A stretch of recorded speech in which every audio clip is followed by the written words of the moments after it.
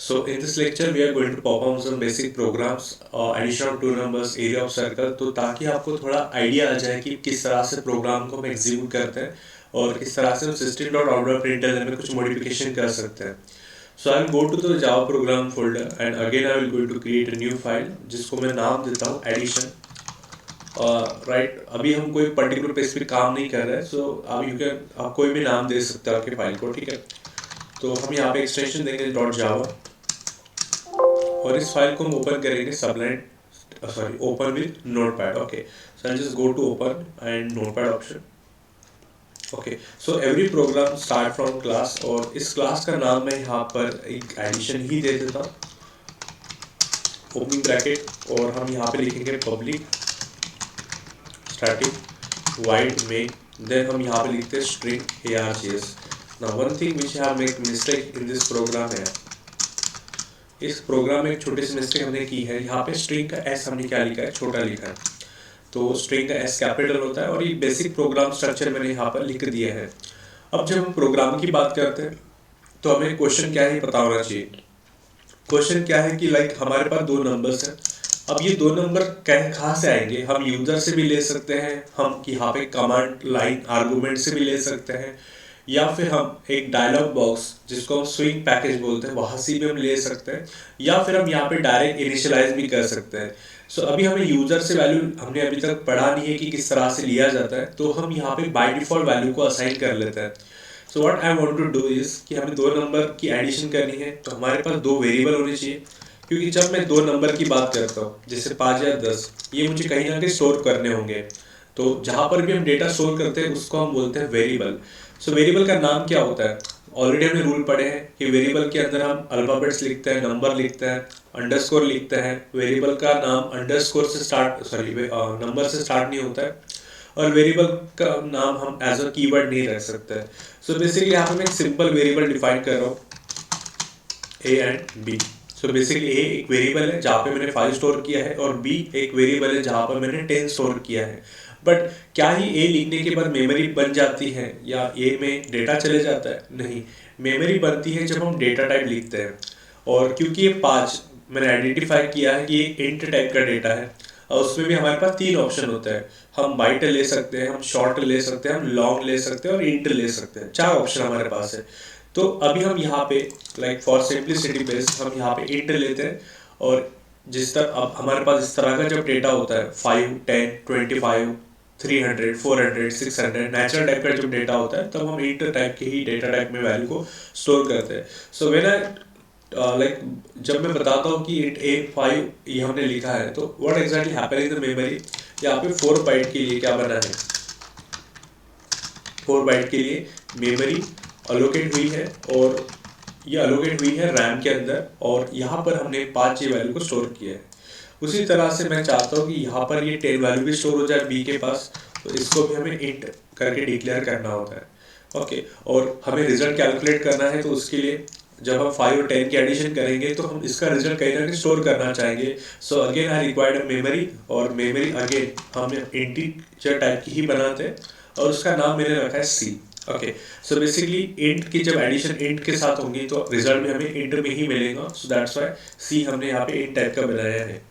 तो यहाँ पर हम ये चीज़ें अंदर लिखते हैं पब्लिक स्टैटिक वाइड मेन के अंदर. यहाँ पे मैंने इंट ए लिखा है, और यहाँ पर मैंने वैल्यू लिखी है लेट से 5, और यहाँ पर मैंने इंट बी लिखा है, मैंने यहाँ पे वैल्यू लिखी है लेट से 10. तो अब ये अगर आप देखोगे ये जो चीज़ें मैंने लिखी हैं वो एक ही टाइप की लिखी है, इंट टाइप की लिखी है, तो आप इसको थोड़ा शॉर्टकट कर सकते हो. इफ़ यू आइडेंटिफाई कि हमारा सारे वेरिएबल एक ही टाइप के हैं, तो आप इसको एक ही लाइन में लिख सकते हो, int A equal to 5 comma B equal to 10 comma C. तो आपको वापस क्या इंटीजर लिखने की ज़रूरत नहीं है, आप एक ही लाइन में ये काम करवा सकते हो. बट सपोज अगर कोई वेरिएबल फ्लोट होता तो आपको वो अलग लाइन में लिखना होगा. सो हम इसके रिलेटेड एग्जाम्पल कुछ देखेंगे, ठीक है. तो ये लिखने की भी ज़रूरत नहीं है. तो जो भी कुछ सेंटेंस हम लिखेंगे उसके बाद आपको सेमीकोलन देना अनिवार्य है, बिकॉज ये आपको मेक श्योर करेगा कि आप नेक्स्ट लाइन में जाओ. तो हमारे पास ए में कुछ वैल्यू आ चुकी है, बी में वैल्यू आ चुकी है, इसकी एडिशन कैसे करेंगे, ए प्लस बी, और इसका रिजल्ट हमारा जाएगा कहाँ पे, सी के पास. Okay, now you might be wondering कि हमारे पास सर ये ऐसा आपने क्यों लिखा, why not like this a plus B equal to C. तो बेसिकली अगर हम बात करेंगे तो इसे हम कहते हैं ऑपरेटर, और ये भी है हमारा ऑपरेटर। तो इस वाले एक्सप्रेशन में हमने क्या यूज किया है,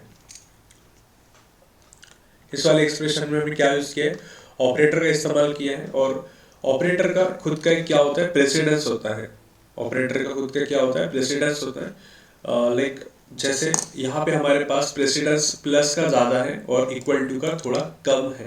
तो यहाँ पर अगर हमारा लाइक फॉर एग्जांपल अगर हमने एक्सप्रेशन ऐसा लिखा होता तो यहाँ पर प्लस पहले एग्जीक्यूट हो जाता और यहाँ पर आंसर आ जाता 15, और ये एक्सप्रेशन कुछ इस तरह से आपको दिखता 15 equal to C.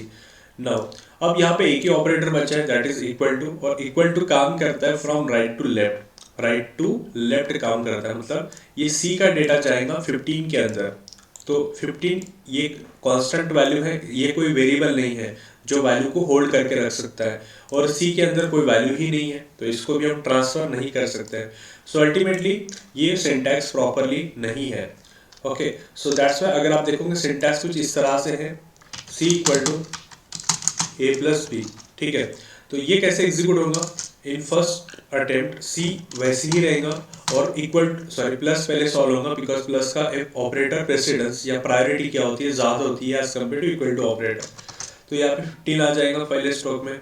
Then as we know that कि इक्वल टू काम करता है फ्रॉम राइट टू लेफ्ट, तो ये राइट वाला जो पोर्शन है ये असाइन हो जाएगा कहाँ पर, सी के अंदर। सो व्हाट हैपन, सी का जो वैल्यू बन जाएगा वो 15 बन जाएगा। तो आई होप आपको थोड़ा बहुत याद मतलब लक्ष्य आदर से, ठीक है। सो हम देखेंगे कि मैं ऑपरेटर नाम का टॉपिक होगा जहाँ पे हम ऑपरेटर प्रेसिडेंस और एसोसिएटिविटी रूल हम ये डिस्कस कर रहे होंगे, वहाँ पर ये चीज़ें और भी क्लियर हो जाएंगी। तो बेसिकली मैं यहाँ पे लिखूंगा C equal to A plus B, और जो रिजल्ट आया है वो सी के अंदर आया है, तो हम यहाँ पर सी का रिजल्ट प्रिंट कर देंगे। तो जब हम प्रिंट की बात करते हैं तो हमारे पास होता है system dot out dot print L. क्योंकि हमारा सिस्टम एक क्लास होता है तो आपको एस कैपिटल ही लिखना है।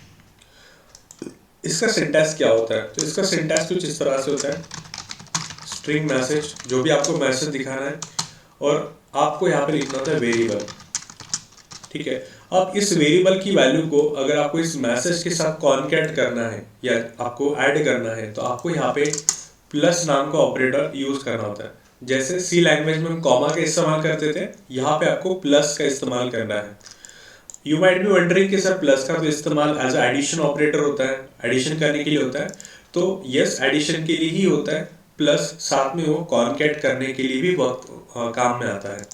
तो कब ये प्लस करेगा, कब ये कॉन्कैट करेगा, देखिए जब आपको लगता है कि यहाँ पर इंट वैल्यू है और यहाँ पर इंट वैल्यू है, मतलब प्लस के लेफ्ट में और प्लस के राइट में इंट वैल्यू है, तो ये काम करेगा as a addition operator. But जैसे आप यहाँ पे देख पा रहे हो कि अगर मैं यहाँ पे सी पुट कर लूँगा बाद में, तो एक सी इंट टाइप का वैल्यू है या एक वेरिएबल है।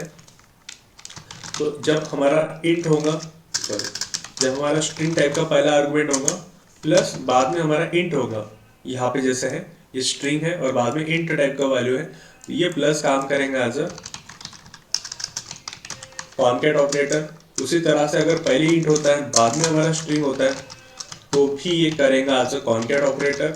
और अगर हमारा पहला आर्गुमेंट स्ट्रिंग है फिर प्लस आ गया बीच में और फिर से स्ट्रिंग हमने लिखी, तो अगेन ये हमारा कॉन्कैट जैसा ही काम करेगा।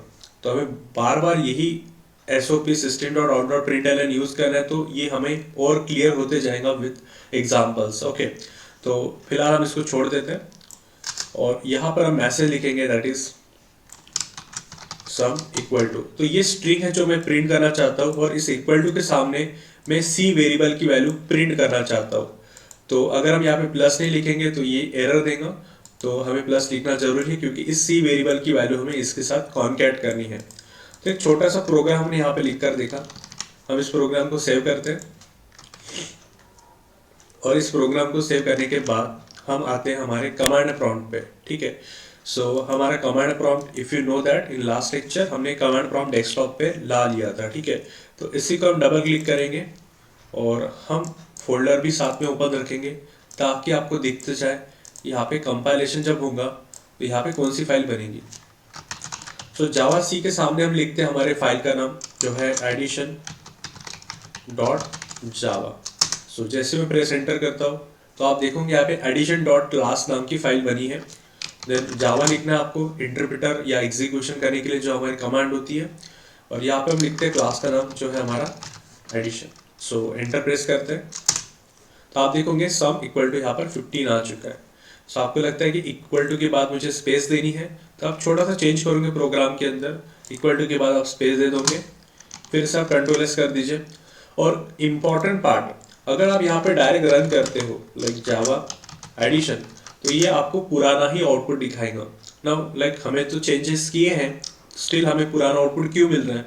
तो देखिए आपने पूरा लाइक जो सोर्स कोड है उसमें चेंजेस किए हैं, तो सोर्स कोड में चेंजेस किए हैं तो इसका बाइनरी कोड भी अलग होगा, और बाइनरी कोड देने वाला जो होता है वो आपका कंपाइलर होता है, मतलब आपका जावा सी होता है। तो आपको again whenever you do the changes in the source code, always you have to compile again and again. Okay, so आप जावा सी लिख दीजिए और बाद में आप लिखोगे फाइल का नाम addition.java, देन जावा लिखिएगा आप रन करने के लिए, और बाद में आप लिखिएगा क्लास का नाम।